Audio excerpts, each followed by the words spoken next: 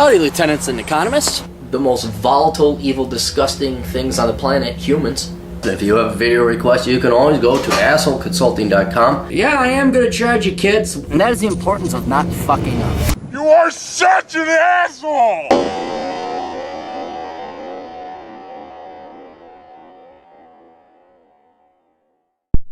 Hey guys, this is the captain here. You can go to assholeconsulting.com if you have questions. We have quite a lengthy request. The request is not lengthy, but the answer is. And I'll try to be succinct so as not to confuse it, because the topic is very complicated, and that is tax havens, specifically prompted by the Panama Papers. So, excuse me, the client writes, "Hey Cappy, another request here. Can you explain the significance of the Panama Papers leak and what it means? How come nobody is talking about tax havens like Delaware in the U.S.? Can you also explain how these are set up and how they work? Do they eliminate taxes completely or just minimize taxes paid by allowing people to move money between companies at opportune times? Are they legal? I think they are. Do you advocate offshore bank accounts and tax havens? And would you recommend them to your wealthier viewers? Do you know other interesting tax havens outside the Caymans, British Virgin Islands, etc.? I was hoping for this video to be a bit more informative and hoping for something a little longer and detailed, 30 to 45 minutes. We might make it 30 minutes. What would that cost? Alternatively, if you put this in a blog post, how much would it cost? I think it's an interesting topic given the Panama Papers leak and could be informative for your viewers, particularly young people like myself. Let me know your thoughts and price." We won't mention the guy's name. So I kind of thought this through, and I said, okay, we're going to take a methodical approach to this. What I'm going to do is I'm going to explain what tax havens are. Then I'm going to go through all of his questions. I'm going to make some general points and conclusions about tax havens that you should know. But understand, one of the natures of tax havens is it's a constant arms race between governments making laws and other governments creating counter laws to attract investment and monies and rich people to have their money come in there. So this is a constantly fluid and changing environment. I remember now almost 20 years ago, I had a file this thick with all the different tax havens because I thought this would be the money. And I was correct, but I was also idealistic and foolish because I was like, well, if I could save people 40, 50% and I get a 1 or 2% cut on that, I'll be rich. And no one was going to listen to a wet behind the ears 22-year-old kid. But once again, that's how much of a genius I was. So, let's go. So first, let's talk about what a tax haven is. A tax haven is typically a country that has low taxes or no taxes. Their laws are favorable, and not just in terms of taxes, but also asset protection. Okay, and so they're related, but they're two separate things, and you should know the difference between them. Taxes is I don't have to pay taxes on my income or capital gains or estate tax. So what you do is you move your money over there, you move your corporations over there, you move yourself over there, as in the case of that Facebook guy, he moved to Singapore. And when you make your money, you're not taxed on it as high of a rate as you would have had you lived in the United States, Sweden, or whatever else. So your company, you yourself as an individual, you move to this tax haven, you set up your company there, you establish residency there, and then you pay these lower taxes or no taxes in some cases and instances. Asset protection is, I have all these assets and I don't want some dickhead suing me for them. And so this employs things like trusts. You can set up a corporation too. Your assets may be in the form of a corporation. It could just be cash. It could be gold. And you say, screw this. I'm going overseas where they have better asset protection laws. So let's say you're a rich guy here in the United States. Your wife is starting to get the itch to get divorced. She started getting fat. They start making that noise before they start filing the divorce papers. Like, oh shit, I better go protect my assets. Now you've already paid taxes on it if you're living in the United States. So what you do is you set up a trust. So you go overseas to, choose your poison. Bermuda, Panama, Isle of Man, Jersey Island, whatever. You talk to your lawyer. You talk to someone who specializes in this. They set up a trust, which is a separate legal entity that you don't own, but the beneficiary could be your buddy. It could be the beneficiary could be the corporation you just set up in the next country over with favorable tax laws. So you could see where you have all these variables that you can use and options that you can use to set up an asset protection scheme or plan. Wifey comes in and divorces you. I want half. You go to your lawyer. Your Honor, I only have $100,000. Nope, that's all in a trust. It's all in a trust over in the Cayman Islands. I don't own that. No, I manage it. I direct it. I control it, but I don't own it. So she can't come after me for it. So those are the two predominant benefits or services that tax havens provide people and corporations. And so it's tax savings and asset protection. Now, let me pull up my notes here again. Sorry, we're doing this from the road. There are basically, I don't want to get into the limitless number of permutations of strategies that can be developed to protect assets and lower taxes. Okay? Because you're talking 2 of countries. You can use pretty much any country in the world, depending on what their tax laws are and whatever. You could use any country in the world to help in an offshore asset protection trust or a tax abatement plan. And they all have different rules and laws, and your host country and where your corporation is based. So there is unlimited number of strategies. But the basic 4 variables you're looking at when it comes to tax havens: 1, sovereign entities. Okay, what countries are you going to use and their laws to either protect your assets or lower your taxes? Okay. Second thing, legal entities. These would be things like trusts, nonprofits. Even you don't think the Democrats are pulling this bullshit too? You don't think you little socialists and Labor Party rich fat cats aren't using this shit? Our fucking cocksucker Governor Mark Dayton, he's all, we got to pay more in taxes in Minnesota. Well, guess where his trust fund is? Over in South Dakota, where there ain't no state income tax. So the legal entities can be trusts, nonprofits, corporations, people, any entity that is a legal standalone entity from another entity. Okay, so usually individuals, trusts, corporations, nonprofits, and I'm trying to think of anything, partnerships, LLCs, whatever.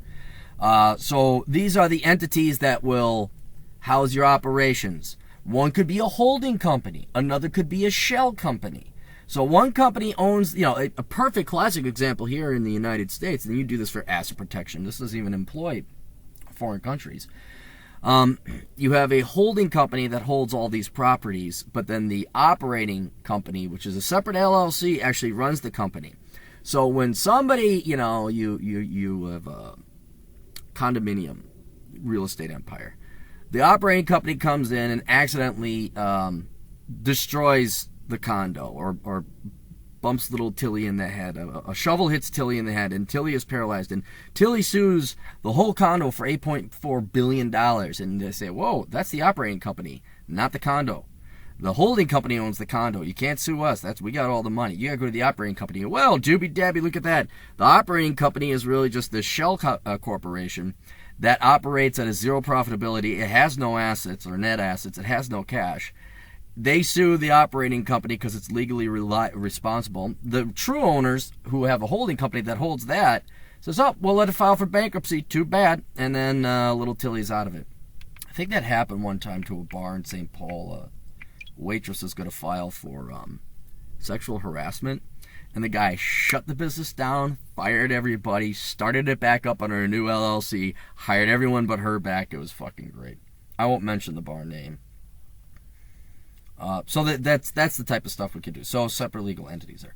Then you have residency, citizenship, or incorporation. Where are these entities headquartered, based, or if you're an individual, do you have residency or do you have citizenship in these countries? If you have residency and citizenships in different countries, then you have different benefits as a citizen. Okay. So once again, another perfect classical easy example is the Facebook guy who took off and he renounced his U.S. citizenship. He became a resident of Singapore. Says, fuck you, I'm not paying 50% of my taxes. Suck my dick. I'm out of here. And then there are banks. Banks are, they fall under the jurisdiction of the country they're located in, but banks have the right to determine who they're going to do business with. And for example, right now, if you're an American, fewer and fewer banks are willing to do business with you because of this thing called FACTA. I don't want to get into too much boring details, but because the government is, quote, cracking down on terrorism and drug dealers. That's what they say they're doing, but they also don't want to have capital flight.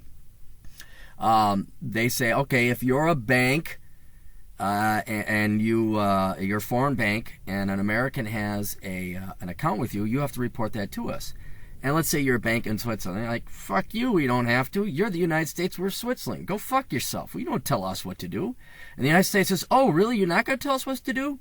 Well, UBS, well, Credit Suisse, which are two Swiss banks, you have branches here in the U.S., all right? And if you don't give us the information about the offshore American accounts, we're going to confiscate your banks, we're going to penalize them, or we're going to sue them, or we're going to shut your banks down here. So even though you're a foreign bank in a foreign country, if you have branches here, invested assets here in the United States, you're basically the federal government's bitch. Another way, not just the U.S. government, but other governments can do it, is say, do you own investment securities like stocks and bonds that are headquartered here in the United States? Are they in the New York Stock Exchange? Are they in American Stock Exchange? You do? You own American corporation stock? Oh, would you like your dividends and interest? That's nice. Give us the names and the balance numbers of all these Americans that have the accounts over with you. And if you don't, you're never going to see a dividend check because we're just going to force the corporation not to pay you. So there are ways that not just the United States, but other countries who do not have the banks in their jurisdiction, don't have these banks headquarters in their borders, can still influence and get information off. So that's the banks then may choose or may not choose to do business with you depending on what country you're from. They may have to report regardless of what country they're in. But then there are some banks who are just like, no, fuck you, we're not good. We don't have any investment assets from the United States. We don't have any U.S. securities, and we don't have any branches in here. So fuck you, we're not going to do it. But then also you have to worry about these banks. Like, are they trustworthy? Oh, yeah, America Joe, we'll take your money. And then you come back, you fly back, where's my money? Who are you? So it's it's stuff like that. Now, you take these four general variables and you concoct a plan or a scheme to either protect your assets, lower your taxes, or both. And so I've just come up with a couple examples here. And remember, there are as many, how many terabytes of data are there? How many thousands of people were in the Panama Papers leak? And there are much more elaborate ones that I'm just going to come up here with these three examples. But this is just to give you an idea of how you can move these pawn pieces and use entities, sovereign entities, banks, and what was the other one? Residency, citizenship location, to lower your taxes, protect your assets, so forth and so on. So, okay, example one. You set up a trust in country A that has good asset protection laws, all right? So you have a trust over there. Your ex-wife wants to go sue it. They say, fuck you, Tiddly Magoo. Get your fucking American cunt ass out of here. We don't care how nice your tits are. Like, Kobe Bryant could have totally used this. What's his name?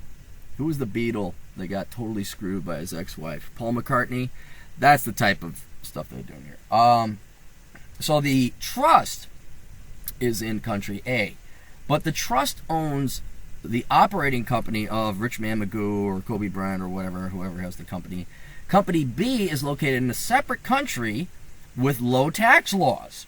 So the trust owns the company. The trust is in country A.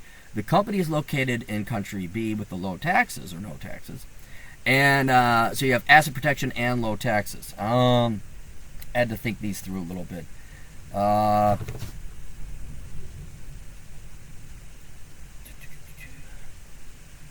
Oh, and the bank accounts are in country C that have good bank secrecy laws. All right, so we have that there, and they have no limits. And then basically, if you wanted, now how would I get my money? Okay, what you do is you basically get a check card from this bank, and then you travel around the world whenever you don't remit the funds ever in the United States. This was assuming you're more of an international traveler, and then you just use that and you make your money tax free. Okay, here's another example. This one you've actually seen in the news. You're a U.S. corporation. You buy a company in a lower tax country, and then you simply say, oh, that's our headquarters over there. All right, this is called a corporate inversion. It's happened a couple times, but the most notable one is Medtronic, because once again, our dickhead Governor Mark Dayton, who hates it when people lower their taxes, who has his trust fund, his daddy gave it to him, Daddy Warbucks trust fund, they gave it to him, it's in a tax haven called South Dakota. He doesn't like it when a formerly Minnesota-based company does that and moves their headquarters over to Ireland. So that's one that you see there commonly as well. And then example 3, I've already mentioned it before. You get residency in country A, low tax country. You move over there, and you just, you either move yourself or your corporate headquarters over there, and you renounce your citizenship of whatever high tax country you have. That, once again, is the Facebook guy who just said, yeah, I'm going to Singapore. See ya, bye. So, now let's go through your questions, because you are the client after all, and I want to make sure I answer it. Can you explain the significance of the Panama Papers leak and what it means? The truth is, I think it's very insignificant, because with the Panama Papers, I think the vast majority of them were legal. Now, you may say amoral or scummy or trickery, right, but they didn't hire out this company over in Panama for shits and giggles. This whole industry exists so that you can legally do it. If you want to illegally do it, well, that's where drug dealers come in. You push your drugs over the border, you ship your diamonds in a boat. It's stuff like that. The whole pretense of employing a company, I forget the name of the company down that had the Panama Papers leak, is that they're doing it so it's a legal issue. And you can already see it, like where the company is asking, saying, I want the Panamanian authorities to investigate who made the leak. So it's on the premise, it's already assumed that you're going to be trying to do this through legal means. Again, maybe not moral or right or correct or just, but legal. So what I think the significance, it's like, oh, you found out people use offshore tax havens? Ooh, good for you. I mean, so I don't think it's going to be, there's really no significance of this. It's like saying, guys like girls with big tits. Wow, shocker.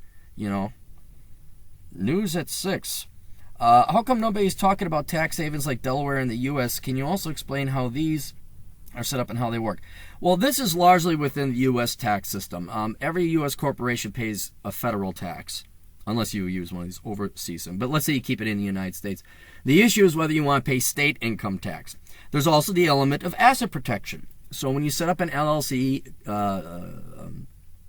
or a corporation, S Corp, C Corp, each state has, just like each individual country, different asset protection laws and different corporate tax rates. And so you're looking at places like Las Vegas, Nevada. They have great tax laws. Delaware has great tax laws. That's why Delaware, everyone sets up in Delaware. What else is good? Wyoming is pretty good. You wouldn't want to live there, but Wyoming's good.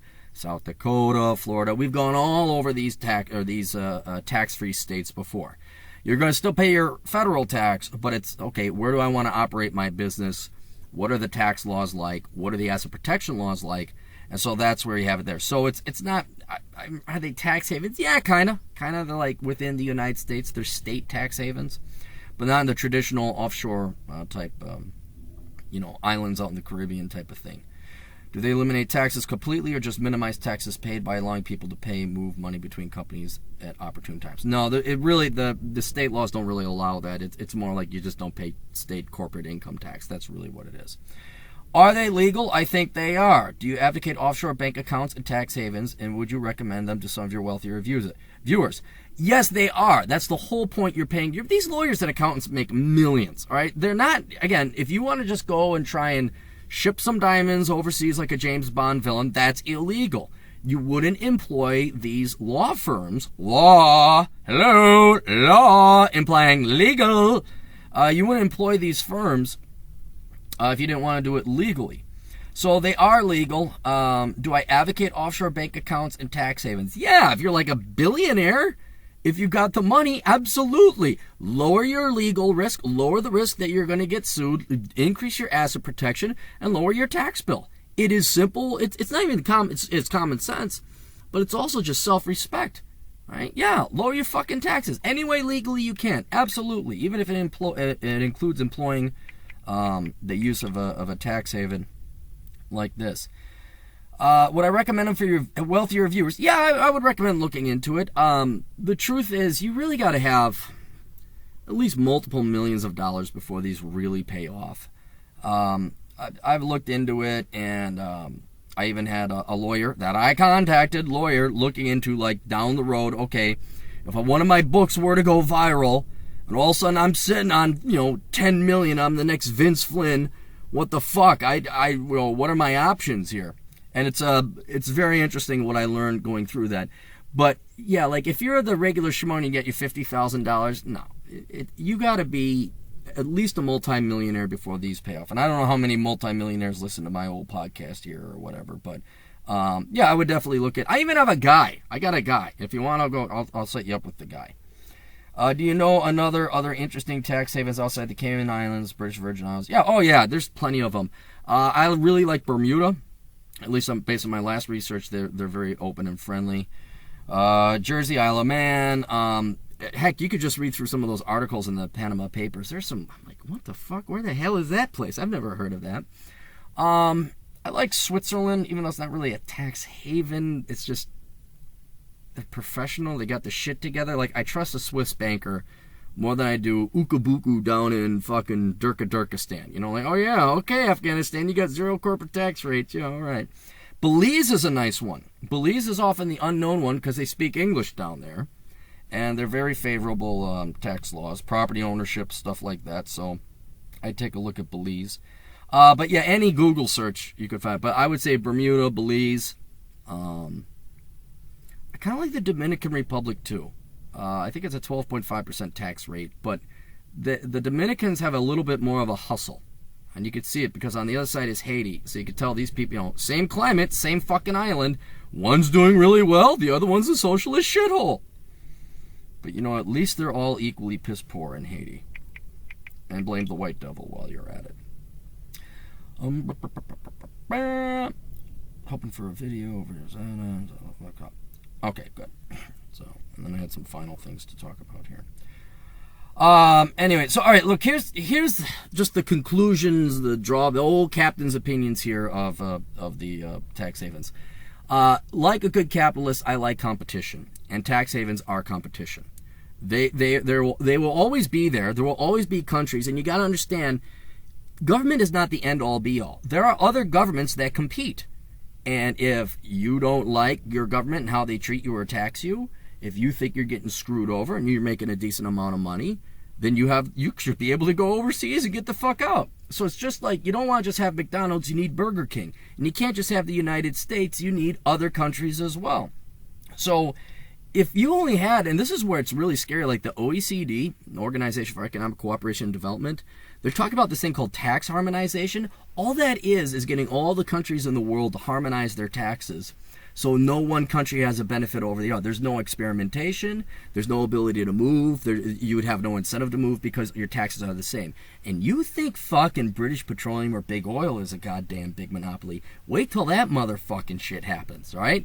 So it's really scary shit. You want countries to be sovereign. You want them to be independent. You want countries to have low taxes. You want countries to have high taxes, It's like the American experiment, except it's on a global scale. So I really do like tax havens. Some of them are shady, though. Some of them are, and you'll find out in the Panama Papers with this amount of clientele, there are going to be some genuinely illegal things that did happen. And I don't like it where you're using it for terrorism or drug, although I do cheer the drug dealers on. I'm like pro drugs, fucking deal your drugs, awesome. Go fucking, go Chapo, fucking run circles around the government. But I do like the fact that it makes sure that the ultimate, it's not the Constitution, it's the fact that the people can leave and say, fuck you. And here's another country that'll treat us a lot better. I want to reemphasize that they are not illegal. Okay, once again. And I think this will be, you got to understand what the media is doing. This is like, look, all these rich people are saving taxes and protecting their assets. Oh my God, it's like, the news story is not that rich people are protecting their assets or trying to lower their taxes. It's that some fucking leftist dipshit journalist thinks there's a I gotcha, and there is no I gotcha. I think you'll find out that most of these things are legal. Most of the stuff you're going to find in the Panama Papers is legal. Some of the methods are obviously outlandish and hilarious, like having 13 people sign. There's some crazy stuff. But this is, they've been going over this now. It was released, about a year ago, and they've had 400 to 500 journalists pouring over it. And this is, I'm sure, of course, you're going to find some dirt Of course, 1 or 2 examples, but if this is the best 1 or 2 examples of chicanery going on, I'm thinking like, okay, so what about the other 99.98% of the clients? Was that all legal? I mean, I know you may not like it, maybe stomach turning or churning, but was it legal? Oh, again, most tax havens are not worthwhile until you have multiple millions of dollars. So I know a lot of you, if you were young like me, like, I'm going to screw it, I'm going to go and save money, yeah, no, it's not worth it. It's just the price you have to pay these lawyers is so insane that if you, like, you could have $250,000 cash, you're going to wipe out a good fifth of your money just to get the consultation, all right? So I wouldn't worry about that. And then, the final thing, when I actually did visit somewhat of a tax haven in Bermuda, first time I was ever down in the tropics, they're boring. I know you think, oh, it'd be great to live on a beach. No, dude, an island is freaking boring. And that's why I probably stay here in the United States. And I probably will stay in the United States. It's because of the West. You'll get tired of Exuma. Look up Exuma. You'll get tired of, Port George or Georgetown. They're very small islands. There's not a lot to do. So if you think, yeah, I'm going to go live in the Cayman Islands, it's like, think again, pal. Maybe use it to save money, have your headquarters or your company headquartered there, but you're going to yearn and miss mainland Europe, mainland United States, mainland Russia, because there's shit to do and places to go. Not to mention, you will have, by this time, all your social, love, and familial roots down here, and people are more important than money. So for me personally, yeah, I'm not at that tax bracket yet. I don't know if I'll ever get there, but if I was at the 40% tax bracket, would it be worth? Maybe. But you know what? I just moved to South Dakota, save my 10% on income taxes, and I'm just going to go out and drive around in the West. It's basically what you're paying to live in Western civilization and have access to these fine roads and basically a society that won't kill each other, and the West and roads and the Alps and all that. It's a big-ass motherfucking cover charge for the coolest club in the world. So that's just my take. Anyway, hope that helped. Hope we learned a little bit about tax havens. Hope we learned a little about the Panama Papers and what basically a false flag this is. It's liberal journalists jerking off is what they're doing right now. That's what the Panama Papers are. And I think you'll find out nothing will come of it. Anyway, best of luck. Toodles.